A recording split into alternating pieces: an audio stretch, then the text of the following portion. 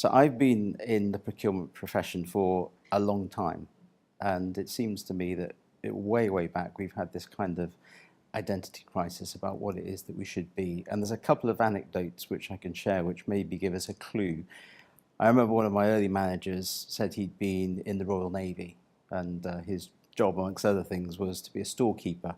He said he had a fundamental problem with this, and what he should have been was a store issuer, because his job was not to hold on to things, it was to issue things. I thought that was a first clue about the reputation that procurement had. And the other one was a guy at a conference who came to address us. And he said, "Forgive me," he said, "but I'm looking at an audience of goalkeepers." He said, "You're there to stop things happening."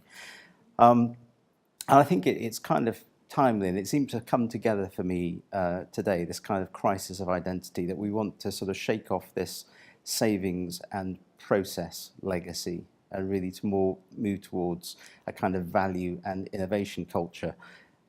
So certainly I'm encouraging my team to be more into consultative selling of the value proposition that procurement should be bringing to the business. And that does require a paradigm shift in capability. So the question is, why are we not changing, or certainly not changing as fast as we should be? And a clue is always in a room at events like this. And if you, with respect to everyone here, including myself, I would regard myself as part of the problem. There is an abject lack of diversity, particularly at senior levels within the organisation.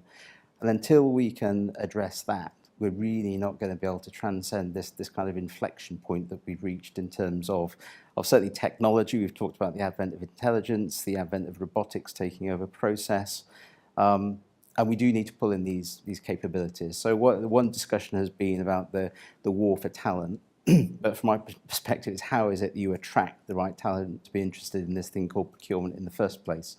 So it's not really a big idea, it's a big thought, I suppose. I think it's all about people at the end of the day. And until we can genuinely get diversity in all its manifestations, it's not just about ethnicity and gender, it's about age and experience as well. Until we can pull that into the organisation and we can have a leadership that genuinely encourages and rewards innovation and creativity and isn't continuously hung up on numbers like savings. And to be honest, how many people really believe procurement savings anyway? So if you do what you always did, you get what you always got, I would say. So my big word is diversity, and that means you generate a more relevant procurement proposition, and to get there you need to generate opportunity for people to come in.